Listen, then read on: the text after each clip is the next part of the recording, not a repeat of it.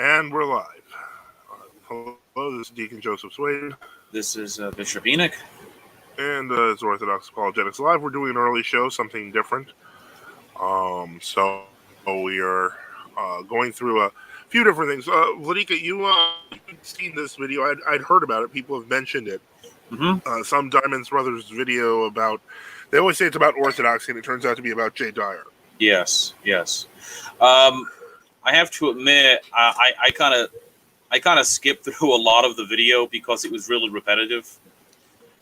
Is it the same stuff that they always talk about? It's the same arguments against orthodoxy as always. The only difference is that they brought up a bunch of stuff from J. Dyer's personal life, and he did this, and I mean the stuff that I wouldn't support, and I think it's problematic, and that's true. But I think the problem is they try to say, well, conflate Orthodox apologetics with, I guess, Jay's personal problems, and trying to say, well, if this is the implication was almost, if this is the best Orthodoxy can offer, then Orthodoxy's false. It was almost what they were trying to imply. Well, first off, I'd like to interject there because I've heard a little bit about it. I haven't seen what the Dimond Brothers have produced. I will say that people having personal problems is a real thing. It happens. Mm-hmm. And you deal with them. They have nothing to do with Orthodox apologetics. However, when you are promoting things that are not, like, say, against the teaching of the church, say if I know this is not J. Dyer, but say if he was promoting saying homosexuality was okay, or or heterosexual fornication is okay, and you call yourself an Orthodox apologist, that's simply not acceptable. And I think we'd agree that that's just that's where everyone has problems. I'm not going to sit here and go, well I have problems, but at the same time, so I don't really know how to address some of the issues in the video because some of it's like addressing a lot of problems someone has personally. Yeah, well, let's skip all the J. Dyer and whatever they're accusing him of, because I mean, we can critique Dyer on our own, but we don't have to do that. So, well, if that's the case, most of the other video is just traditional Dimond Brothers attacks on orthodoxy. Okay. I'm not quite sure. Did they mention the yoga or? No, they don't. I don't recall them mentioning that. Basically, they like always imply that orthodoxy is a polytheistic religion. Because of the essence and energy. That because we believe that the energies are distinct from the essence, this implies composition in God. Now, there was one section in which they were attacking someone who made a video that J. Dyer had promoted, and I couldn't figure out. There was a quote the person was reading that they were attacking. And I couldn't figure out where this quote was from. All right, so some of it, there was a source issue question, but it's generally as the D.L. Verum says, they basically blaspheme Saint Gregory Palamas with their two godheads and mutable potentialized accidental energies. There was somebody, I guess, who was. Here's part of the problem. There was somebody they were attacking that was saying that God has like accidents. There's like the Son and the Holy Ghost are accidents of the Father or something like that, and that's heretical. That's heretical because heretical. Obviously accidents are something that can cease to exist and they don't really matter in a real sense. All right. I don't know who that was. That wasn't a church father that was being quoted.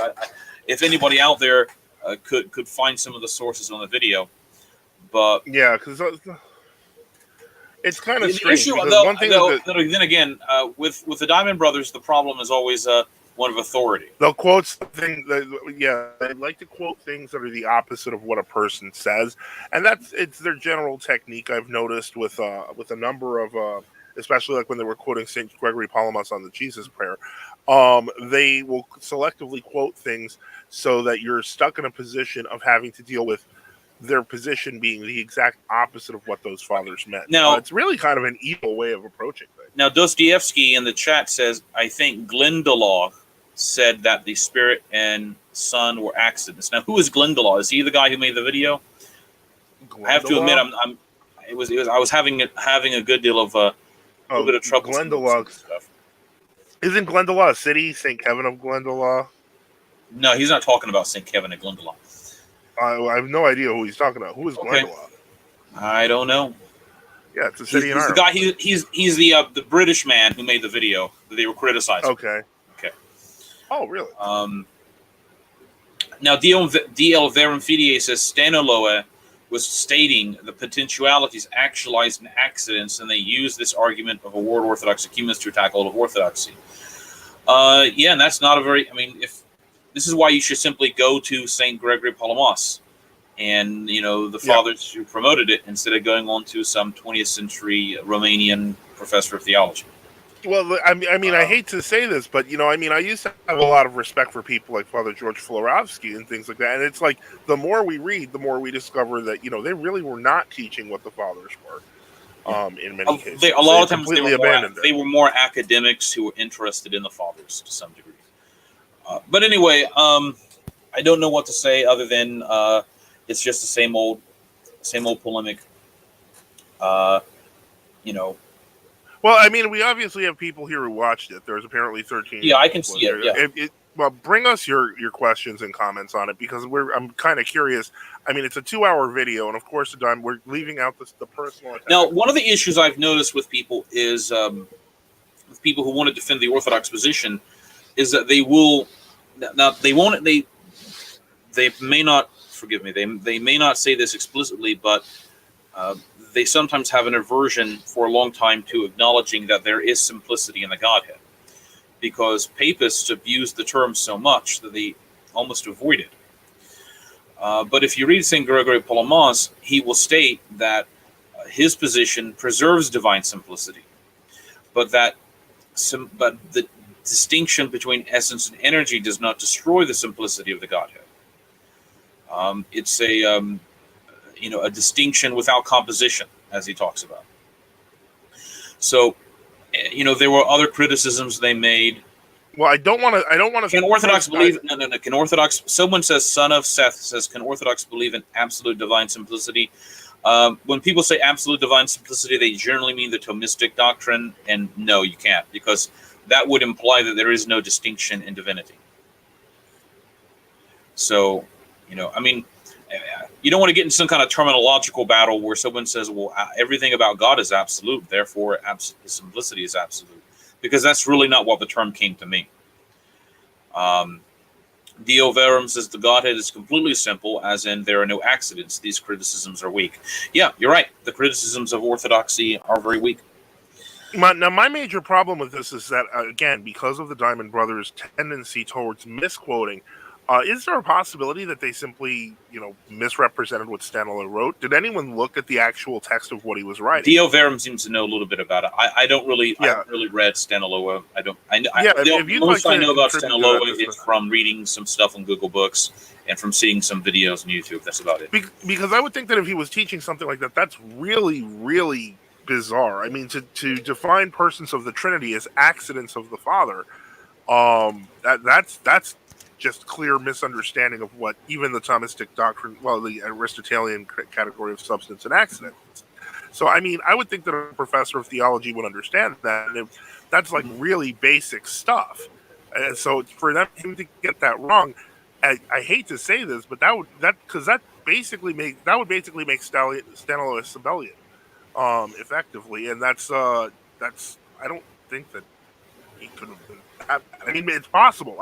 I do entertain the possibility, but I mean, wow. I mean, I'd be shocked that the Dimond Brothers, of all people, would be the ones to discover that Demetrius couldn't, didn't teach theology correctly. So if anyone has seen, from what I see in the comments of this Glendalough fellow, I guess he's an Irishman actually, was the one saying that the Son and Spirit were accidents, although he clarified he didn't mean it in a Thomistic sense. Well, I still say you probably should avoid using the word accidents, even if you didn't mean it in a bad sense. Well, now, it's just simply not very helpful. Says he has the book by Staniloa, and he's saying that the Dimonds critique, and he doesn't use the accidents thing, but he does say the uncreated energies can become created. Well, that's a different problem. But if he doesn't use the accidents, then that would not surprise me if the Dimond Brothers were basically making a false assertion. Mm-hmm. as to the problem that he did mention here, that the uncreated energies can become created, I don't know exactly what that means. Does that mean that they can participate within creation, or does that mean that they become created objects themselves? I don't think that's possible. I know that going, to be honest, I haven't. I read I read the 150 chapters of Saint Gregory Palamas. I read his triads, and there was the other book that came out a few years ago. A dialogue with the Barlamite, which I thought that book, the English translation of it, had some weird ways of translating things. But anyway, I do seem to recall in some of these texts, and people out there can correct me, that St. Gregory of Palamas does say that some operations or energies have a beginning, but they don't have an end. All right, but I don't believe St. Gregory is saying the energies just come out of nothing, or they're for example, as in the energy wasn't always active. Okay, for example, the parting of the Red Sea was an actualized accident that came from non-being to being. Well, the energy wasn't always active. Okay, so Vio Verum Fidei says, if the potentiality of the uncreated energies has a beginning of actuality within time, God is subject to mutability. So, but my question then is, okay, all right, okay. Okay, so Assault Rifle says it was Glendalough who made the accident analogy, and Jay promoted the video, and that's their critique. So in other words, oh yes, that's correct. So when they were quoting the Irishman, all right, the Irishman who made that video, they had a little disclaimer or something at the bottom of the video saying endorsed and promoted by Jay Dyer. All right. Wait a second. So this isn't. I mean. So some of the video wasn't actually so much criticism of Jay. I mean, I have my criticism. There was really legitimate stuff in there, but as criticism of a guy he promoted. So. Okay. We're kind of going off the. We don't want to go off. So some of the questions. We have a few questions. Ramble 17 says many trad Catholics like Maurice Pinet on Twitter claim that the essence energy distinction is the same as the Kabbalah. It's quite bizarre. It's quite a bizarre claim, but I believe it was Pharaoh who said that hesychasm was similar to the Kabbalah. Let me start by saying that Maurice Pinet has me blocked on Twitter because of the fact that he does not actually want to address us. Mm-hmm. So who is Maurice Pinet? He's some guy who he promotes a lot of the whole Rome versus the Jews sort of thing, that it's like basically only Rome can save the world from them, and all the Orthodox are just crypto Jews anyway, and so it's just really horribly ignorant stuff. Sounds like that Swedish guy. Okay. Anyway.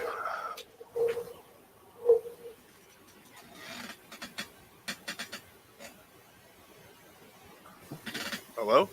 Yeah, I'm here. So, so I think that when you start reading claims like this, to be quite honest, they're just lies. Well, how will they explain St. Maximus the Confessor's statements that St. Gregory Palamas bases his theology? My guess is they wouldn't. And, again, now, you know what's interesting, and I guess this is just a wide-ranging, analysis of everything. If you read some Roman Catholic writers, particularly, I don't know if he's Roman Catholic anymore, but he used to be. Yeah, there was one fellow he wrote a book called the Kabbalistic Renaissance in Rome or something, which is actually kind of an interesting book. Kind of is that Michael Hoffman or no? Michael Hoffman? Okay. If you read him, he's kind of an example of this extreme form. And what Michael Hoffman does is he basically attacks anything Platonic or sounds Platonic. So he attacks Saint Dionysius, the Areopagite, in his writings as basically heretical. And by extension, he says that this heresy got into the church and et cetera, et cetera.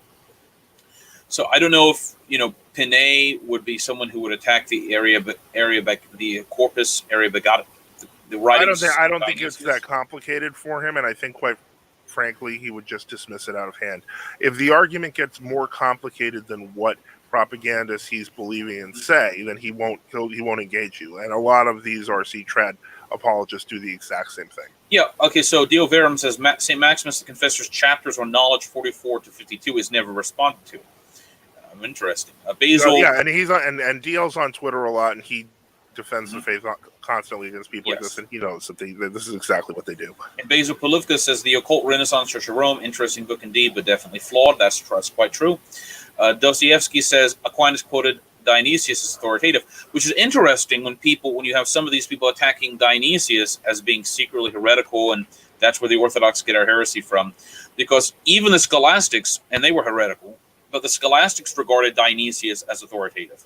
Now they misinterpreted him, but they at least knew they had to deal with him. And they just couldn't throw him under the bus. Rolfling Steak says, "Can you guys address that annoying Fordham post on sexuality?" You're going to have to be a little more specific. They've done a lot of annoying posts. Yes, that's something I posted on the Orthodox Apologetic War Zone, and I will bring up. It's basically here it is. Okay, so there is a Facebook, I guess, page called Orthodox Meme Squad. I don't know if you've heard of that before. Basically, are you there, Father? Yes, I'm here. Okay. So basically, there was this fellow named Aristotle Papanicolaou, who is one of the he was one of the Fordham kind of modernist, humanist, super liberals, and I guess on Twitter he said something like guns, gay bashing, devils, toll houses, immigrant rejection, subordination of women, death penalty. If that's your version of orthodoxy, you're right. I'm a heretic. And the meme is right beside it. There's a Orthodox priest saying, yes, you are a heretic. Yeah. So I don't know what exactly we want to address. It's just anything. The so-called Fordham Orthodoxy, some abuse to even call it orthodoxy, but the Fordham Center is the epicenter of super liberal, modernist, ecumenist teachings in the ecumenical patriarchate. I mean, for example, they go beyond, most everyone else. Although you can find variations of them or people influenced by them in Europe, like in England. And remember that recent conference Callistus Ware held, where he was at, where they were basically promoting all the pro-gay stuff. So the annoying, everything that's going to come out of Fordham is it's not going to be good. Soldier Rifle 33 says, we have councils that affirm Saint Dionysius' writings as coming from him and not as pseudo. That's true.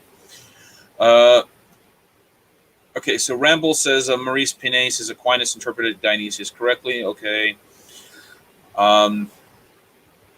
Dio Verum Fide says, unlike the nonsensical opinions of Acandinos, the energy of God is not referred to by the Orthodox thinkers in terms of God's creations. Perish such a heresy, rather the effects of the divine energy are creatures, but if the energy is in the category of creatures, or if these are uncreated, what madness. Basil Polivka says, perhaps going through the arguments against Dionysius' authenticity would be worthwhile. One is a similarity between his works and Plotinus, at times nearly word for word. Somebody would have to point those out to me. But then again, it could be the other way around. Perhaps Plotinus plagiarized Dionysius. Yeah. For example, there was a consistent reading in some of the church fathers, like Saint Justin the Martyr and others, that much of the thought of the Greek philosophers in centuries before had actually been derived from the teachings of the Old Testament. That they received it either through a garbled manner or they adapted it for Greek audiences and they corrupted it. Okay. One other argument that Basil he points out too is that he refers to elements of the liturgy that were allegedly later additions well after the first century. It's a very. I don't want to get into I don't want to get into too deep a discussion of first century liturgy, but one thing that I will point out is that elements of both of Eastern and Western liturgies were very fluid at the time, and there was a lot of intermixing. So you will find elements of the Western liturgies that entered into the Eastern liturgy later. You will find elements of the Eastern liturgy that entered into the Western liturgy later. But the point is, in those early centuries, it's very dangerous to say these things didn't exist.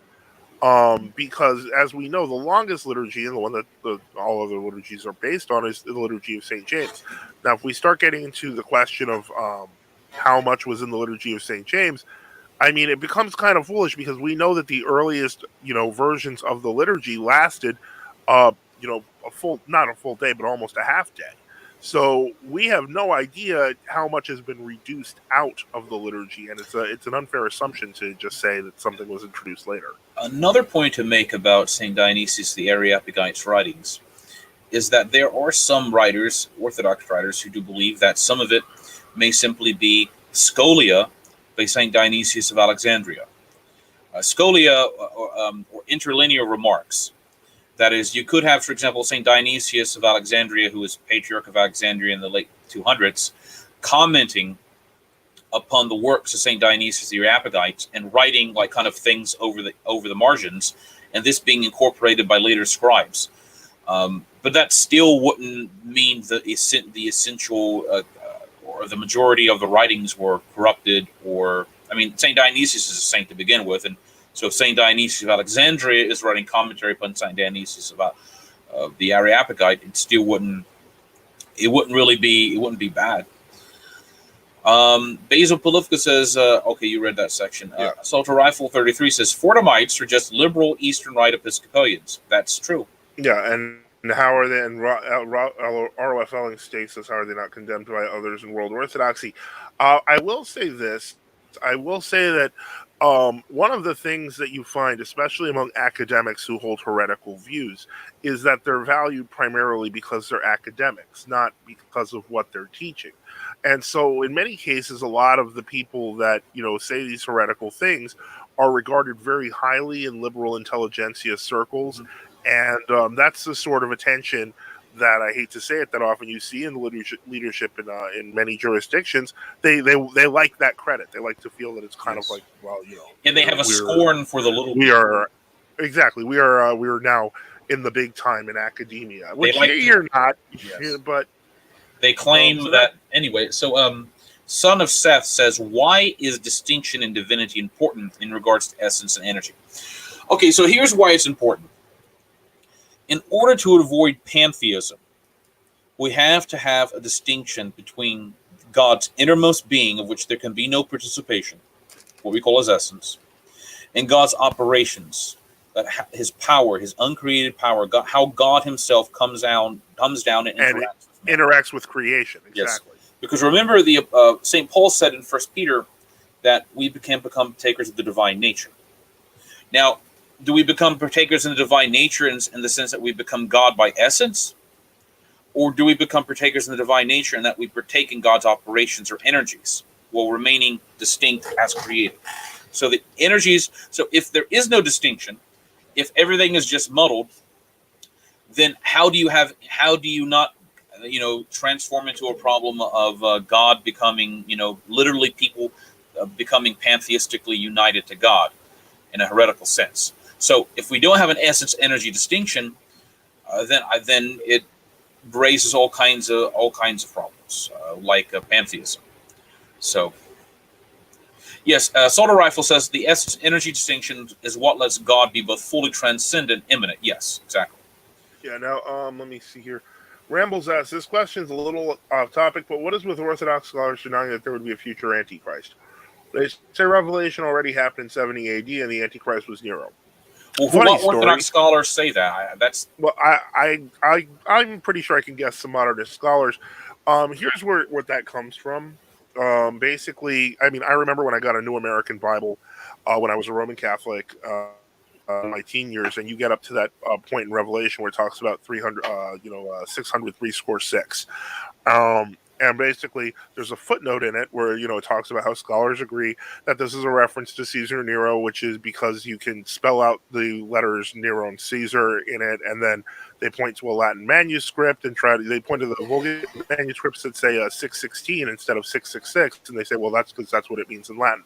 The problem is that even St. Irenaeus said that the key to that was lost. So for scholars now to suddenly claim that they figured it out because they played a crossword game with it, is disingenuous, to say the least. As to why modern Orthodox scholars are saying it, well, the answer is quite simple, because modern Roman Catholic scholars are saying it.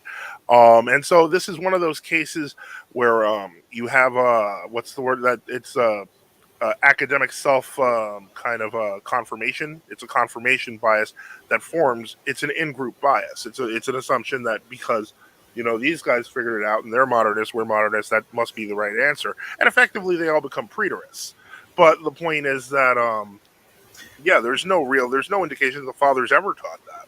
Nope. Nope. In fact, if you read the early fathers, Saint Irenaeus, Saint Hippolytus, they all talk about the Antichrist as a future personage. Now, there are antichrists, and the Apostle St. John talks about this in his epistle. That is, there are many antichrists. That is, people who are, heretics. Yeah, I wouldn't deny that Caesar Nero was an antichrist. Yes, but when we talk about antichrist, we mean the last great antichrist, the man of sin, the son of perdition that St. Paul mentions in his letters. He who shall sit in the temple of God and make himself God, or proclaim himself God. He won't really be God, anything like that. St. John Chrysostom talks about this. That's an important part about St. John, the Father's exegesis on the passage in Thessalonians, where the apostle talks about that which, when that the man of sin shall be revealed, when that which holds him back or holds back shall be removed. And there's this whole discussion about what is it that which restrains. And from what I understand from St. Chrysostom's commentary, that which restrains he viewed as the Roman government or the Roman order. All right. In a broader sense, you might say, well, if there's no Roman Empire, what's doing it anymore?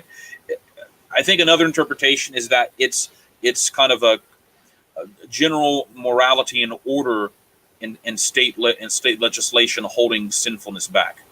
All right, but there are some writers, like especially some of the new martyrs, who believe that once the Tsardom was crushed and destroyed, that this was the time of the Antichrist is drawing near, and that may in fact be what we're actually going to be witnessing soon. We don't know.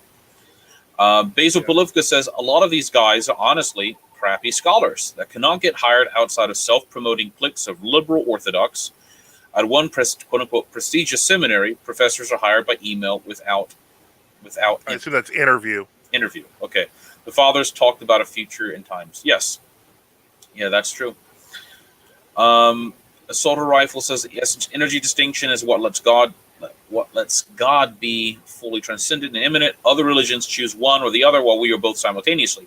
Yeah, for example, as I recall in Islam, Islam's view is that, or deism's also, their view is that God is so transcendent that he's so other that you have really nothing to do with him.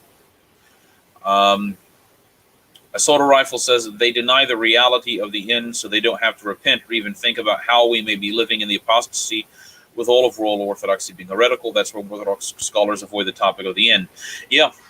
Now, some of them will talk about it every now and again. You will find, for example, there was a surprising book written a few years ago, published by somebody, I'm not sure, in the Antiochians maybe. It was very strange, but it was an informative book. And it was pretty accurate about the prophecies of the fathers about what would happen for the end. But I think Assault Rifle is correct. Nobody who wants the world to continue forever and who wants to change the world and create this kind of social movement to affect it wants the world to end. Because if the world ends, then all their plans for grand empire or grand experimentation and discovery, it doesn't just have to be. We won't get to become robot immortals. Yeah, but it won't. But the problem is, it's not just people who are kind of like these weird globo homo liberal type people. It's also people who are kind of like who are extreme nationalists, and they want everything to be about the here and now, about the people, the race, or whatever. And they don't want to hear about the world ending because they have plans for what they want to do. All right. Yeah. So it's a worldly attitude, a worldly and materialistic attitude. And by materialism, I mean the here and now, that doesn't want to realize that this world is going to end at some point. All of these people want to. All of them believe in some variation of the perfectibility of man. Yes. Which in any case, now suffering orthodoxy says off topic, but when the mark of the beast becomes imminent, how will true Orthodox feed our families if we won't be able to buy or sell? Well, first off, it's I think that anyone who's left, and I think many people will come to the true Orthodox faith at that period, this isn't quite an apologetics question, but I'm willing to go with it. First off, the fathers teach infamously that everyone's going to be basically scattered in the wilderness. So people who are buying, with the mark of the beast are already gone. So there's nothing you can do about them. They're going to be, with their mark, and they're going to get starved too eventually when they don't have enough food. But the point is, Orthodox Christians have always traditionally been called to go into the wilderness. It's the way to avoid the contagion, and there will be plagues upon the earth, and unfortunately, it will be difficult. But we have to have faith that God will preserve His people, and He will find a way to feed us. And I'm sure a lot of foraging will be involved, perhaps some hunting, and perhaps some people will be fortunate enough to find a place remote enough that they can grow food. But people will become martyrs too, because there will be individuals who will be caught, and they will say, "Take the mark of the beast, so you can live, or you will be killed." Exactly. And you have to endure to the end and have to die, so you can live forever. Yeah. All right. So you don't want to kind of the fact that it will take 3.5 years. That's a very abstract thing to hold to as when it's happening. Like, you're not supposed to be like, okay, if I just keep running until day 1259, I should be good. That's not the way it works. You may survive to the judgment. You may be caught. Your judgment will be immediate. And if you read the book of the Apocalypse and some of the commentaries, like St. Hippolytus' commentary on Revelation, but if you read the book of Revelation or Apocalypse, I mean, even those who take the mark of the beast, there's going to be a point where everything's going to be so terrible, they're going to be asking for the mountains to fall on them. Yeah. It actually says that, and for them to die, but they will not die. They can't die. They're just having to suffer through everything. Ramble 17 says the Bible ends for a man who converted to Orthodoxy recently was claiming the end times already happened. That's Hank Hanegraaff, who probably just took over his Protestant preterism or whatever it is with him. Yeah, he hasn't changed all that much, and I forget who it was. There was a gentleman who had a blog who was criticizing him a lot for this. Yeah, that I'm trying to remember the exact name of that blog because it's actually quite. He was actually part of Hanegraaff's organization. Yeah. Ramble 17 says, "Can you be saved after you take the mark of the beast?" Protestants like John MacArthur claim this, but what do the fathers say on this? As far as I understand, you can't. Because something happens when people take the mark of the beast, whatever the mark is. I think it's some sort of a physical mark, but that the physical mark is a manifestation of something that's happening interior. Something transpires somehow spiritually, in which you have to deny Christ to such an extent that you become almost like a demon in human form. The apologist I'm thinking of, if I remember correctly, is Perry Robinson. Okay. And I forget what was Energetic Procession is the name of his blog, where he wrote some pretty detailed critiques about how basically Hanegraaff hadn't really changed much. Yeah, it's like a sacrament of Satan. The mark of the beast is a sign of submission to the Sergianism of the Antichrist. Yeah, I mean that's true. I mean, all these other things are predecessors of what's going to be on its way.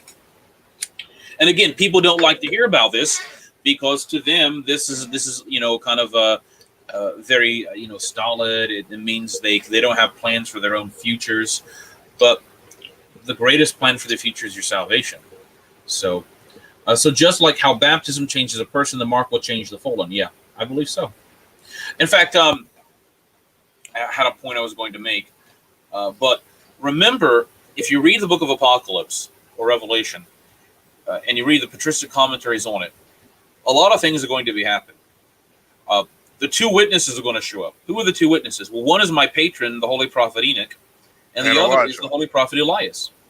And they're going to be preaching to the entire world with miracles abounding the true gospel, which will be complete, true, genuine orthodoxy. So it will be impossible for people to they will be confronted with something so it's like in the desert, all right? Where you had Moses teaching the Israelites, you had the miracles coming down. But what happened? Why did people steal when they were confronted with God's very presence on the mountain, and then in the desert still turn away? Because men are sinful. And people, why did the demons, the fallen angels, when they could, in whatever sense they could behold the energies of God, the divine light, they knew who God was. why do they still turn on him? All right, so people will do that. There's a certain extent in which you can explain the faith as best as you can. You can live as holy a life as possible, but people will not, for the reasons of their own free will and the mystery behind that, will not change. All right, but again, it doesn't mean they can't. But they simply that's the mystery of free will. All right. Now, what's it called? Suffering Orthodoxy asks, any good patristic commentaries on the Apocalypse? Yeah, there's Saint Victorinus, who is there's Saint Hippolytus, and there's Saint Bede. I could point to a blog. It's called orthodoxeschatology.blogspot.com. That one. I believe Archbishop Verky wrote a modern commentary.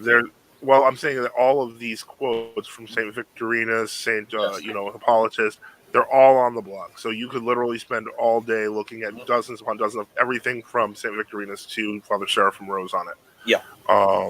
So that's my suggestion. But my point is that there's something's going to happen with the mark of the beast that's going to change somebody to such an extent that they're going to be essentially become like the demons who can't repent anymore. All right. And whatever that happens, it's not going to be it's not going to be a situation, I think, in which they're simply going to be like, well, I don't really believe any of this and whatever. They're going to be confronted with the truth about it. So, I mean, I could be wrong, but I'm pretty sure the mark of the beast is not repentable. So, okay, we've covered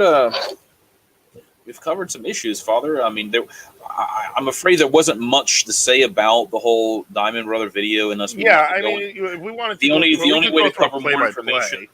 The only way to cover more information about it would simply be to go into all the personal problems in life of Jay Dyer, and I want to just take a second because again, personal problems are not personal problems, and I don't want to be rude. I did, I mean, it's obvious that I don't know if anything has changed on this matter, but I'd received some disturbing messages from multiple sources saying that he was endorsing things like fornication, and other things. And the point is, that is not acceptable.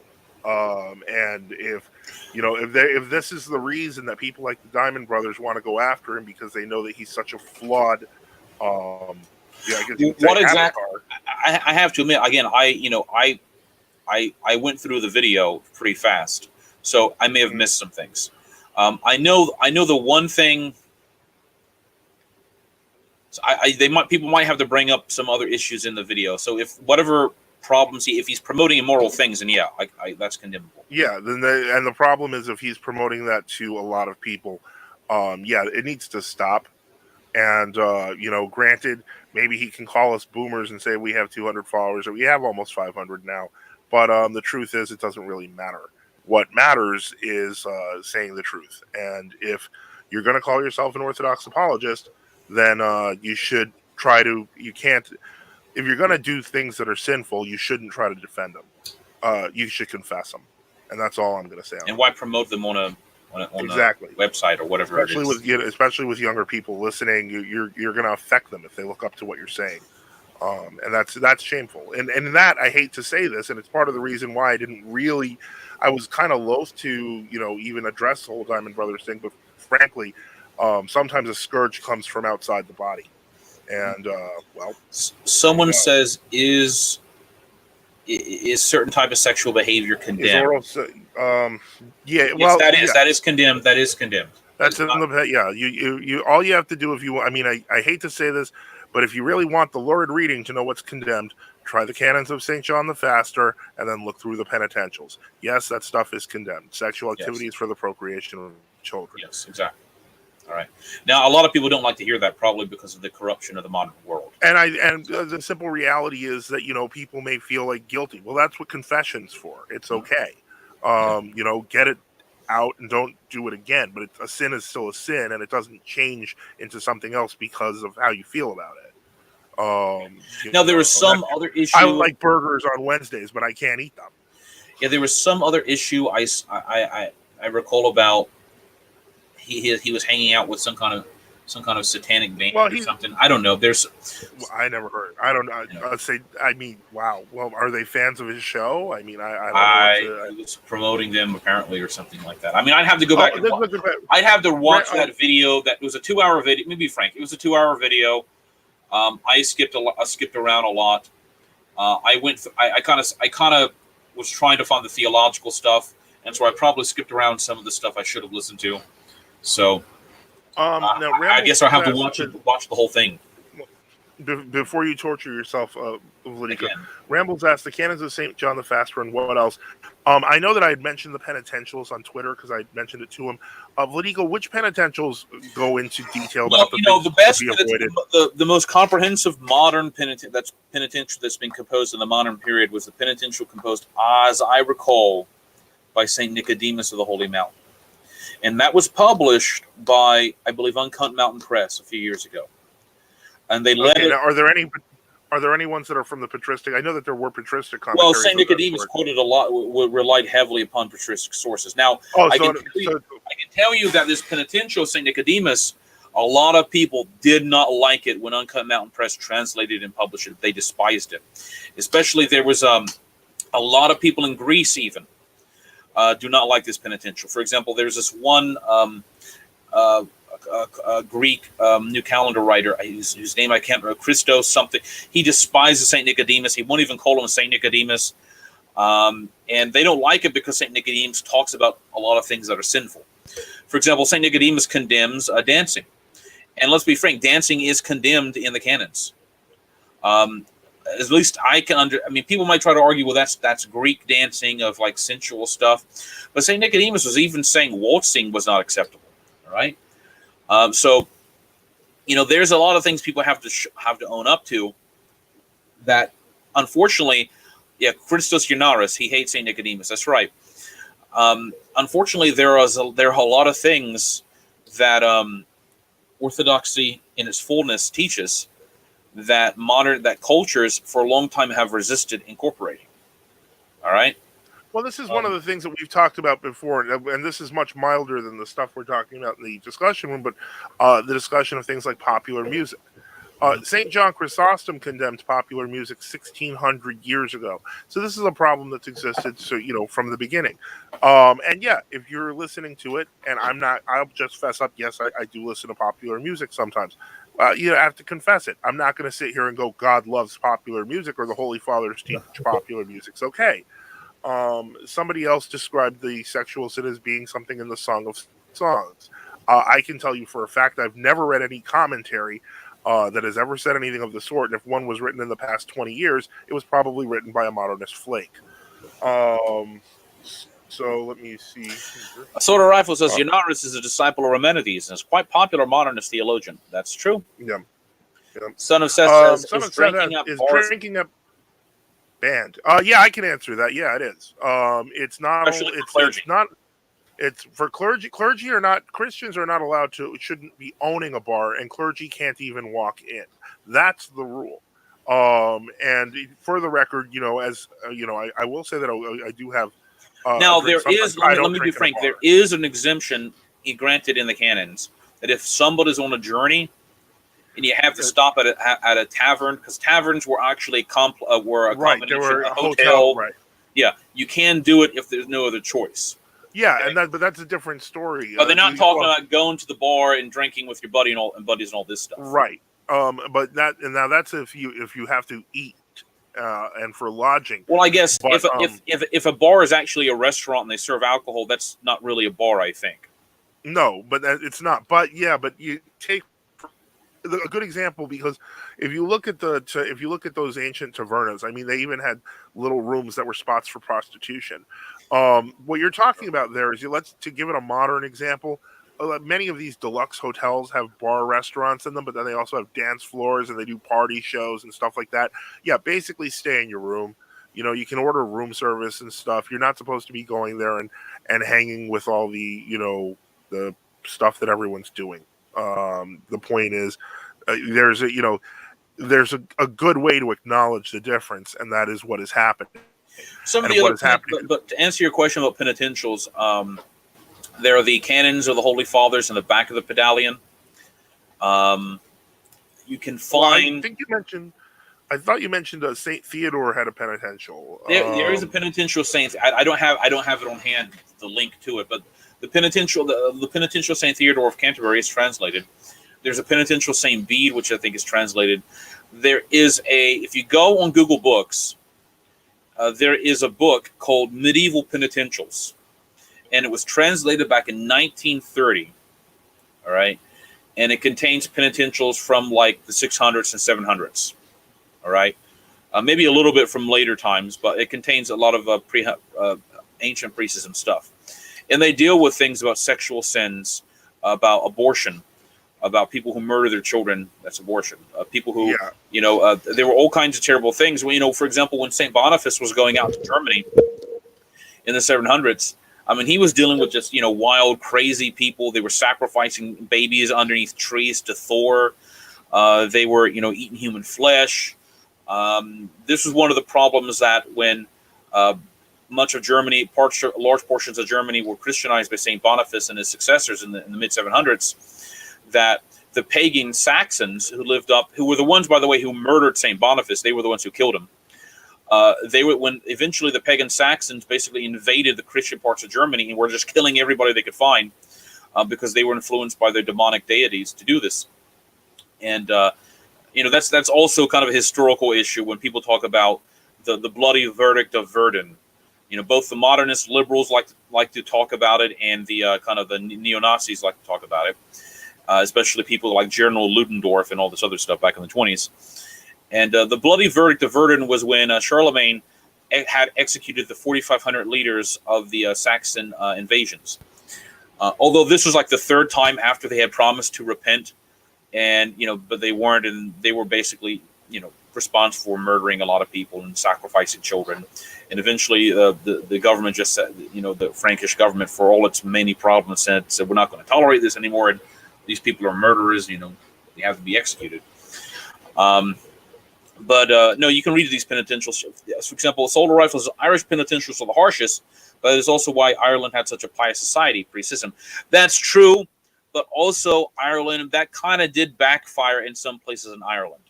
All right, we shouldn't. I don't want to try to over exaggerate, Ireland completely. This is some of the issue that Saint Benedict talked about, or at least that there's a heavy implication in parts of the rule of Saint Benedict, that when the Celtic monks came to France and came to Italy, a lot of people wanted to try to immediately become like them, and they would fail. For example, the Celtic monks had practices of the entire Psalter, and in addition to the hours, the regular divine office, and the regular services, they would say the Psalter every day, and they would prostrate at every single psalm. They do 300 prostrations, they do 300 genuflections, they do this and this and this, and people couldn't stand it, and they'd simply just give up. Now, I should say that Irish society actually was heavily Christianized up until about the 660s. All right. And what happened is in the 660s, an event happened was when the yellow fever, or the yellow plague, it was called, came to the British Isles. We don't quite know exactly what it was. It may have been some early version of the bubonic plague. Bubonic plague had attacked Europe back in the 500s during Justinian, called the Plague of Justinian, and wiped out half the population, which is probably part of the reason why Europe became like it did. And when this plague was hitting Ireland, one of the issues you find some of the Irish chroniclers talking about is that people began to abandon their allegiances to their spiritual family, to their physical family. Almost every tribe went out. Every Irish clan was in for itself. They began to attack each other, and like a third of the Irish population died, and then another third starved to death. All right, and that was kind of anyway, that was pretty terrible. But you still had saints. I mean, you still had many saints in Ireland. Okay, but let's see. Let me see. Suffering Orthodox says thoughts on Julius Evola. I don't really know a lot about him, other than he was kind of like an Italian. He was kind of connected to the fascist movement. He was into some of the esoteric stuff, neo-paganism. He was a neo-pagan. Perennialism, traditionalism, they called it. and then he. Well, I mean, it seems like that his quote-unquote traditionalism seems based simply around the idea of men dominating women, and in a very physical sense. There's something seriously wrong with this thinking. If this is what traditionalism is, Well, it wasn't. It's traditionalism, not in the sense we understand it. No, it's I don't know if that's Julius fair. Evola's thought was simply about men and dominating women. It had much more to do with esotericism. No, yeah, but I'm saying that it seems like he ties even concepts of sexuality to dominating women, and he has really warped ideas. I'm just reading through this wiki on him. Okay. And quite frankly, that doesn't deserve the name traditionalist, because I don't think that even the rudest of pagans were this psychotic. Okay, well, okay, fine. I just, all I know about Julius Evola was that he was into big esoteric stuff. So I didn't know this. His wiki's telling. Okay, so obviously Julius Evola did not like Christianity. Not recommended. Anyway. Okay, I did want to touch on something earlier that Suffering Orthodoxy said, because he said that the modern world living in postmodern society is so hard. And you're right. Unfortunately, it's always been hard. It's never been anything but that. If you go to the struggles of the earliest Christians all the way down, it will always be difficult. It's never going to be easy. And the truth of the matter is, it's a lot easier for us now than it was for them then. So it's but that's what the value of confession is. If you fall, you confess. God calls us to be perfect, but I don't think He has that as a realistic expectation. We have to try. Okay, so Theo Verum says Celtic monks were somewhat quartodeciman for a long time to St. Bede. That's partially true. Technically, I think we should be frank. Technically, they weren't quartodecimian in the traditional sense, that is, they did not observe a fixed day for Pascha. That quartodecimian was kind of a catch-all phrase that was used against them. It's just like, for example, when the Orthodox would accuse the Papists in the year 1100 of being Apollinarians. They didn't really mean they actually thought that they didn't believe in the humanity of Christ, but it meant that certain things they were doing were like the ancient heresy of Apollinaris. But in terms of the Celtic monks, what happened in Ireland was there was a synod held in around 626 or 625 called the Synod of Magdalene.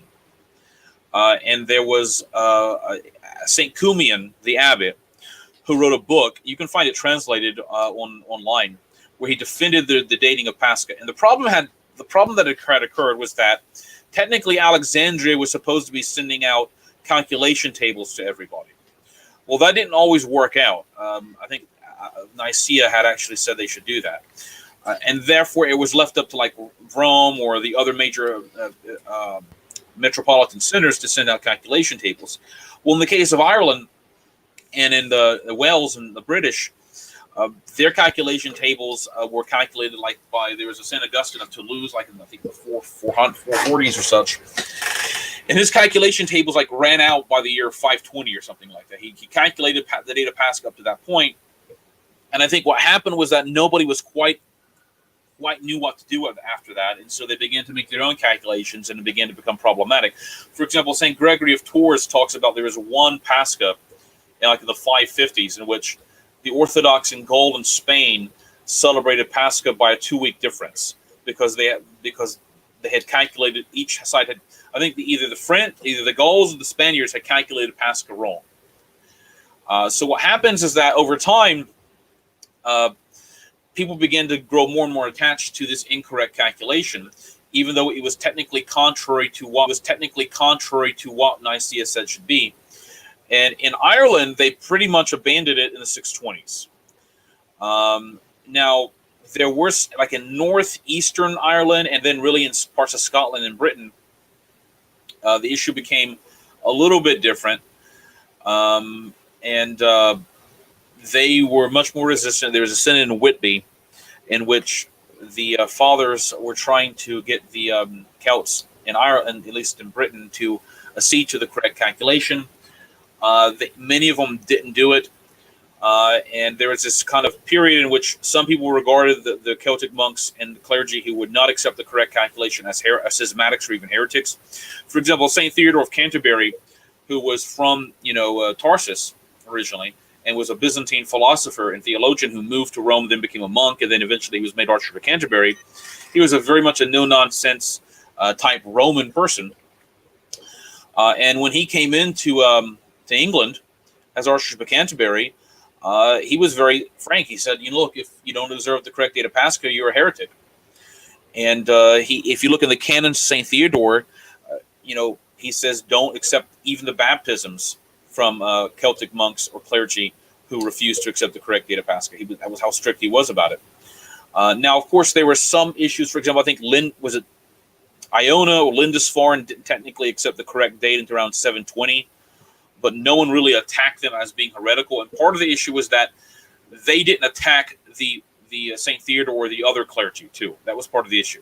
All right. So Wells basically kind of held on to this schismatic attitude until around 770, when you had I can't remember the Archbishop of Bangor at the time, who kind of got them to go around to the correct date. Although, there is an account from like 850 of monks or clergy who came from far off Britain, it says, and visited St. Methodius of Constantinople. I think it was Patriarch St. Methodius in 848 or so. And they were asking him, what's the correct date of Pascha? And he told them the correct date, the correct way of calculating Pascha. And, they just were upset because they were hoping he would give them a date that would confirm them in this, idiosyncratic manner they were doing it. Assault Rifle 33 says he's an esotericist and emanationist, so he's heretical and should be avoided. That's about Avila. Yes, that's true. Son of Seth says, are visions of hell given to Christians? Why are they given? Well, I think some cases you may find real visions of hell. Why are they given? Probably to frighten people to repentance. I mean, fear can be a very good motivator. I mean, if somebody takes you to a nursing home or to a cancer ward where you see everybody who was smoking, and look at their terrible lung cancer, that's going to scare somebody, but maybe that would convince them to give up smoking or whatever else their problems. Now, I want to touch on what Suffering Orthodoxy said, because it's kind of relevant to someone coming in, which is a lot of young men are looking towards radical, quote-unquote, traditionalists, such as Evola went on Hitler as a sort of messiah in our postmodern nihilistic Western society. How can we avoid this trap? The easiest way to avoid this trap is to stick with the writings of the Holy Fathers and not read every ridiculous, hidden, supposed meaning book that comes out and follow every foolish teacher, but to stick with the fathers and the apostles as the pure teachers of our faith. This is nothing new. In the first century, there were people claiming secret authority, and they were referred to as the Gnostics. They were promptly taken apart by repeated successions of apostolic fathers, most famously by St. Irenaeus of Lyon. This didn't stop, however, because you're always going to find that there's going to be people in every culture, in every race, every religious backing previously before Christianity came to them. It's the reason Santeria exists. It's the reason that half of these pagan groups exist. It is, in a sense, it's the reason why I hate to say it, but Nazism existed. This concept of the nation, again, remember what I said earlier, the myth of human perfectibility. There is a concept, an idea that perhaps humans can improve their way of life, and often it's to fall back on traditional, what they consider traditional, and I put that in quotes, methods of living. This is exactly what Saint Augustine wrote against in the City of God, because when Rome burned, immediately people blamed the Christians. And St. Augustine had to point out how corrupt their society was back then. Any type of quote-unquote traditionalist that you hear listening to this usually presents a romanticized and false version of reality as it was. What you need to do is not only stick with the Holy Fathers, but focus on things like history and look at it from an unbiased perspective. Not from some perspective of a secret teacher. The church has never been secretive. We've always told the truth. We've hidden in catacombs when people wanted to kill us, but we never lied about what we were teaching. And this is what you have to avoid, and what you've had to avoid, what we've always had to avoid for 20 centuries. is this idea that we've suddenly found the secret. There is no secret. Whether you go from the Gnostics to, Theosophy, to Kabbalah, to Dan Brown, there is no secret. It just doesn't exist. Everything has been revealed in Christ. That is why we have to cleave to him. And that's what I'm going to focus on. So philosophical theist says, reads Wiki once is a master of Evola. Well, philosophical theist, by the way, we know who he is, okay. And I understand. Well, I think the problem is that Evola didn't believe in orthodoxy. I mean, did Evola believe that orthodoxy was the true religion, or did he believe in, pagan? He wrote. Religion? I believe his first famous paper, according to the Wiki, was "Pagan Imperialism," which was an attack on Christianity in 1928. Mm-hmm. So I don't know why Orthodox Christians would want to, even entertain their ideas. It's like, oh, did you see it in a comparative religion class? Or are these guys all calendarists? Yes, might as well say yes. I mean, I don't like the term all calendarists, but yeah, for all. And I mean, I hate to say it, but most new calendarists aren't fans of neo-paganism either. So I'm not exactly sure. I guess unless maybe the guys at Fordham, I don't know, but let's see. Not only a philosophical theist is not only a fallacious view, but also a cosmopolitan one. He's satanic. I'm not quite sure what you're meaning, philosophical theist. Because remember, Orthodox Christianity, even other forms of Christianity, which claim to be the true church, don't have a view where we, say all religions are equal, or we can learn things from Islam, or that Christ, or that we can learn things from Kabbalism, or we can learn things from, devil worship or something like that, or from Aboriginal paganism from New Zealand or something like that. The Iroquois creation myth. Yeah, the Iroquois creation myth, which we talked about, which is what? What was the Iroquois creation? That's the one with the abusive relationship in the sky, and she lands on a turtle. That's how Earth starts. Yeah. Or, for example, the Greek cosmogony. Sometimes about what was it?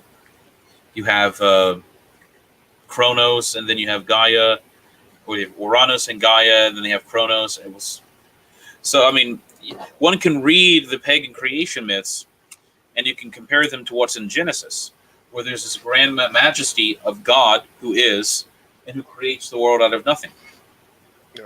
As opposed to, I don't know, some battle between Marduk and Tiamat, and Marduk slays Tiamat, and then that becomes like the earth or something, and then the blood turns into people, etc. As opposed to, in the beginning, God created the heaven and the earth was. Yeah, there's nothing to gain from these myths when it comes to things like the creation and when it comes to our salvation. Absolutely nothing. Yes. Now, Emil Surik asks, where do you guys get icons?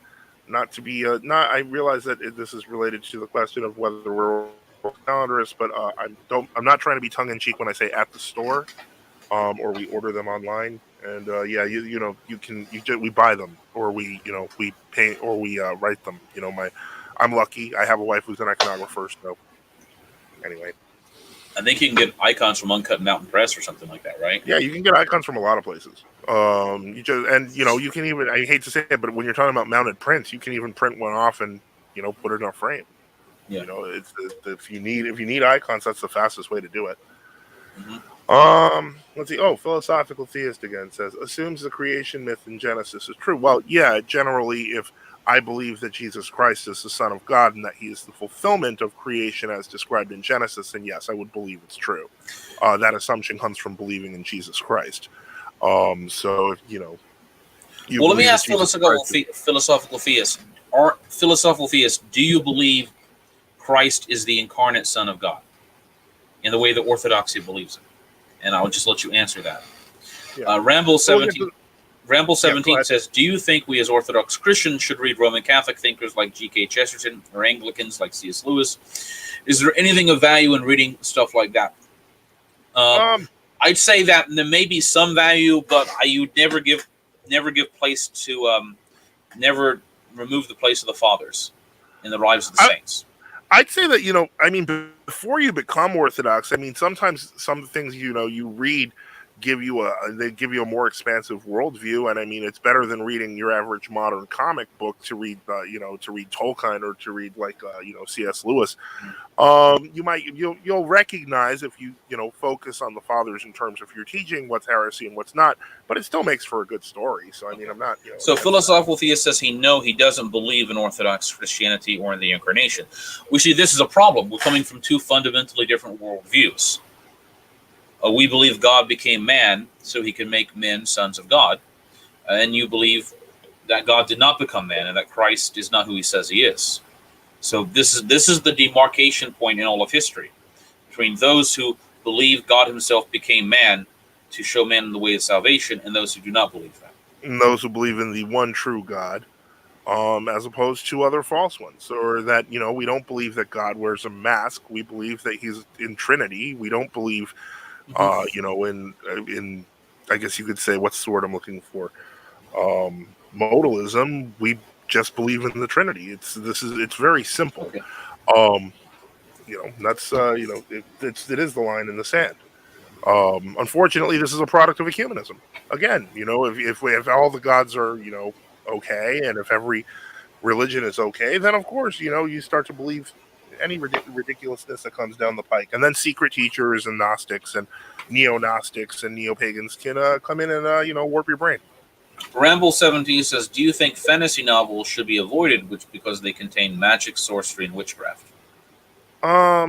Yes. So I mean, I personally, I don't read too many of them. I do occasionally.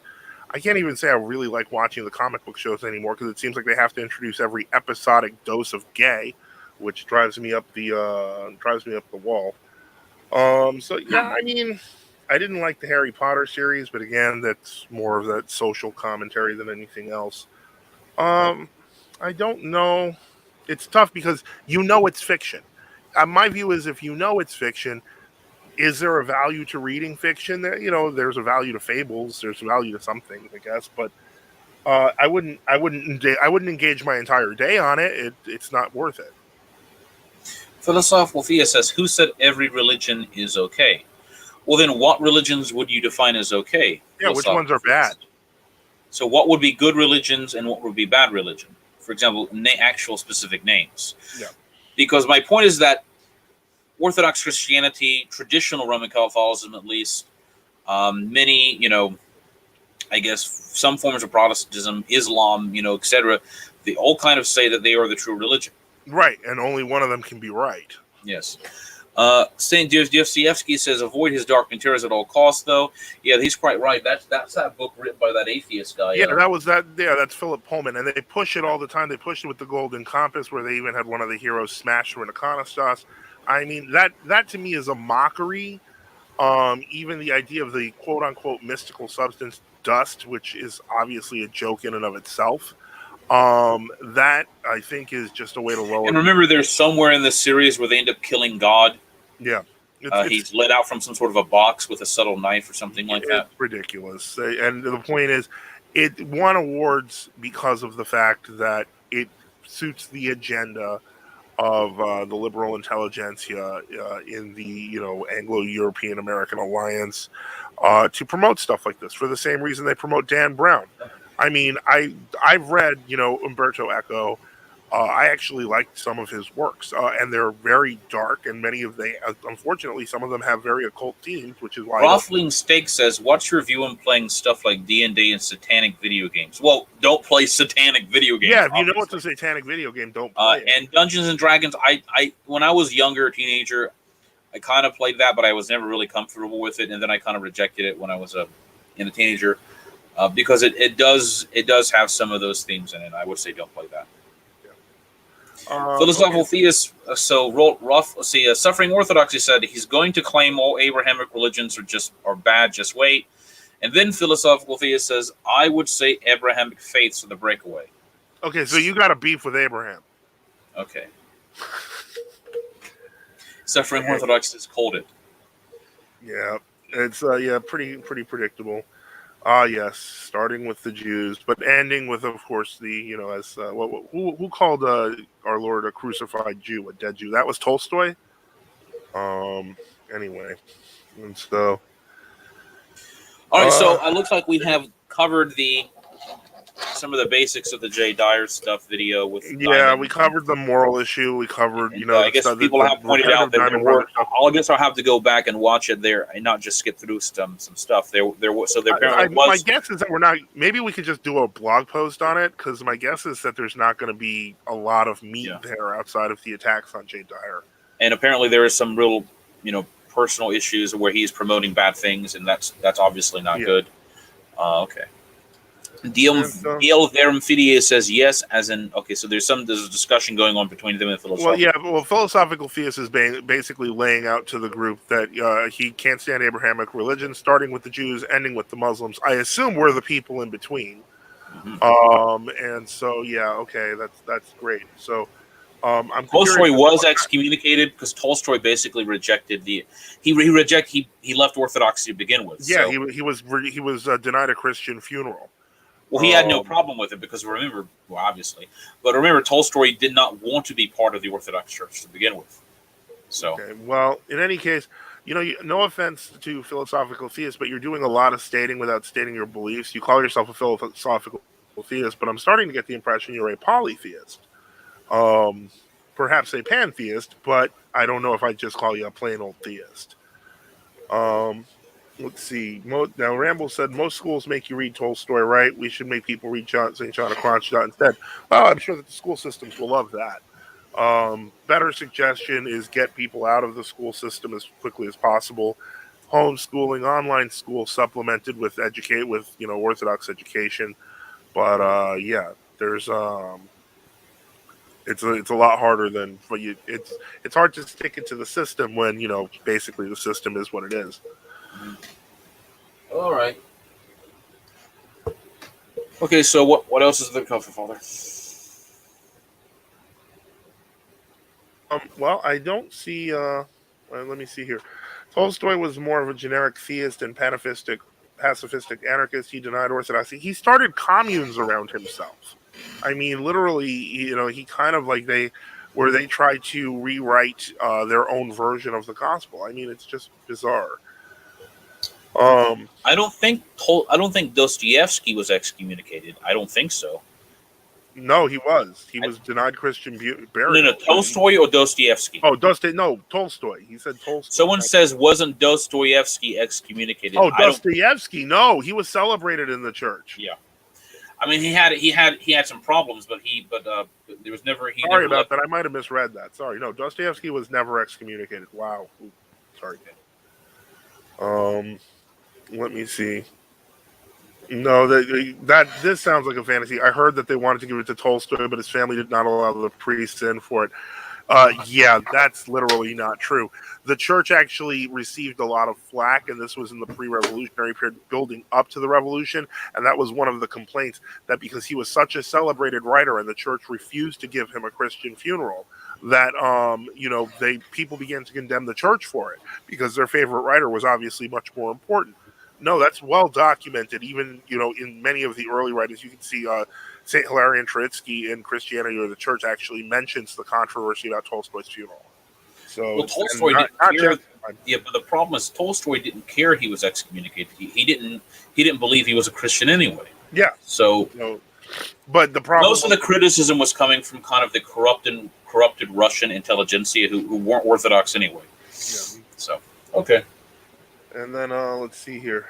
Yeah, no, St. Dostoevsky, right? Thanks goodness, otherwise I'd have to change my name. No, Fyodor Dostoevsky was loved by the church and will, God rest his soul. Let's see. DL writes, Charles interrupted me constantly with awful rhetoric using unlinked philosophical terminology. Okay, I'm not sure who Charles is. Philosophical theist says you couldn't address anything other than that's an awful argument without explaining how that's a bad argument. Well, you couldn't explain how using a wiki was bad if it's literally quoting what somebody's teaching and it's retarded. I mean, the simple reality is that most of these 20th century so-called traditionalist thinkers are just repackaging old pagan ideas with their own, personal desires and calling it traditionalism. It's unacceptable. Just because, I will not cede the term traditionalist to pseudo-pagans who have fetishes. I have no interest in doing that, no matter how well they wrote their prose. All right. Well, I'd suggest anyone interested in the debate between orthodoxy and paganism to review the oral works of the early fathers. For example, you can read St. Augustine's first books of the City of God, and they deal explicitly with this issue. Absolutely, and also St. John of Damascus, when he wrote a critique of all the competing religions. I forget what was the name of the book. Against all heresies. Huh? It's called Against Heresies. Against Heresies. And also, I think Macarius Magnus. I think there was a writer called Macarius Magnus who also was and go through St. Irenaeus, and you'll find that some of these great ideas that they're talking about in the 20th century existed in the 1st century, and they were held by the Gnostics. None of this stuff is new. It's just the packaging changes. Yes. Let's see. Sergius defended Tolstoy before his days as a Sergianistic pseudo-patriarch. So we can see his views of traditional orthodoxy before his apostasy. Well, that's what, I don't know too much about Tolstoy in terms of how his life began. I do know how it ended, and it ended outside of the church. Let's see here. Let's see. Read the detractors as well, such as Celsus. Okay, you see, the problem is this. Salter Rifle says Origen destroyed Celsus. Yeah, I don't. It's kind of sad that I don't give equal voice to every person. That's not how apologetics works. If you understand your premise to be true, then if someone offers a competing premise, it's your job to ask them to show how it is true. And a lot of the times it's based upon false information. I was having a debate with an atheist earlier because he started talking about why the churches are a scam. And I asked him, what did he mean by that? And he's like, that they're scamming for donations.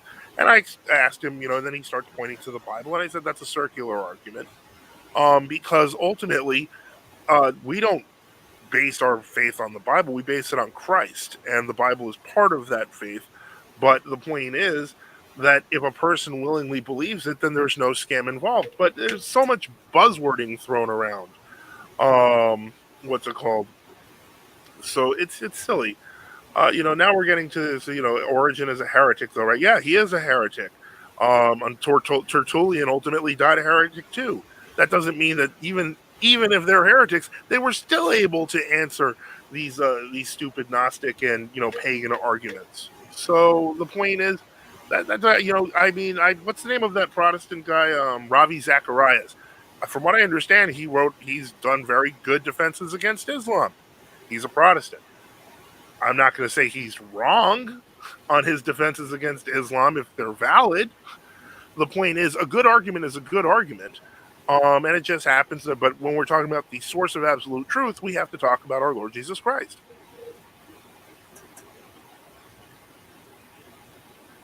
Father? Ludika? Yeah. Okay. So that's, that's what we've got there. So if there are any other questions, there's a lot of discussion going off on the side there. All right. Well, it seems that the question part has essentially ended, and we covered some of the main stuff that we're talking about. Okay. Yeah. If anyone has any, questions, we will gladly cover it. What else did we mention besides, because we, again, City of God, and what else? Well, I think in the chat they mentioned Origen. I mentioned St. John of Damascus against the heresies. And then let's see. Okay, this is, again, philosophical theists. If you don't have a question, please stop making blanket statements. What you're saying here claims now one shouldn't read detractors because they might be satanic. That's not what I said. I said you should read detractors critically, not assume that they are automatically as correct as what you believe, unless you believe nothing. So, there's a book called The Apocrypticus by Macarius Magnus. Yes. Okay. Is, the videos seem to only cover 10 minutes of the Diamond video. Actually, the truth of the matter is, we were planning to do this at 9. I'm curious as to what parts we didn't cover, because ultimately, outside of basically what they went on with, with J. Dyer, how much of it was actual theological argument? If we're talking, the argument about the accidents, I think may very well be a false one. But I am curious as to what particularly in the video is in some way, shape, or form noteworthy. So we and St. I mean, Cyril of we can do a Alexandria. second. I mean, people can put comments in the Orthodox Apologetics War Zone about specific issues, and then we could just have a follow-up video. That's the simplest. Okay, well now DL says they argued against Palamas, but what precisely? Because they've done that before. I mean, they tried to argue effectively that Parliament the Calabrian was right. So that's again, unfortunately, it's that it was an incorrect argument. It was based upon misquotes. I don't know that they used anything else that they argued against Palamas, St. Gregory Palamas. I'm curious as to what they said. I've heard that they've called the essence and energy distinction pagan. But to me, that I think it's kind of foolish because we're talking about two different states of the one divine being. Okay, Father Joseph, let's have a follow-up video sometime in the next 4 or 5 days where we go more into depth in this, because I have to go actually. Okay. Well, no. Okay, that's fine. We also got. Can you do an in-depth video on the errors of Thomism? We will start doing more in-depth videos soon, actually. But and that one's definitely one good one to cover, if only so that we can kill it and it's done. But Vladika, if you have to go, I understand. It's almost time for prayers. So we are going to. Now Emil said they argued. I don't know how much time you have, Vladika, but he said they argue that multiple uncreated energies equals pantheism, but that's not true because the energies are not. They're indistinct. You can't say that. They're not like they don't become gods individually. That doesn't make any sense. So yeah, we obviously have to cut off because Vladika has to go. So. All right. Well, Benedicite. Okay, Benedicite. So let's see here. Okay. Let's see. All right, so I'm gonna close out now. Vladika Enoch had to go, and so I guess that leaves me here. Okay, I'm trying to see what we've got here. I'm gonna close up, but it looks like there's some arguments about. Well, there are no true Orthodox parishes where I live. There's got to be something we can do about that. And we'll see what we can do about that. If you can contact us directly, that would be helpful. Uncreated energies are affirmed by Pope St. Martin. That's absolutely correct. That just doesn't even make sense. Atheism by necessity equals pantheism. Not really. But in any case, let's see. Read St. John of Damascus as he discusses the nature and operation of divinity. I fully agree with that. DL says 1 Corinthians 12:6. Suffering Orthodoxy says I drive 3 hours, no excuses. No, I understood you weren't saying that they were right, Emil. I'm just saying that they were, that they have a tendency towards misrepresenting what a father teaches, and the best thing to do in response to that is to simply read what they are teaching. So in that sense, I agree with Vladika Enoch. We're probably going to have to do a follow-up show and just go through each of the tests. And he says, yes, really, syllogism proves such. I'm not going to get into a great argument on behalf of atheists. It has no reason. There's no reason for it because an atheist would argue ultimately that they can argue everything is an accident, which sounds great, even though mathematically it makes no sense, logically it makes no sense. But the point is that you can be consistently an atheist and not a pantheist.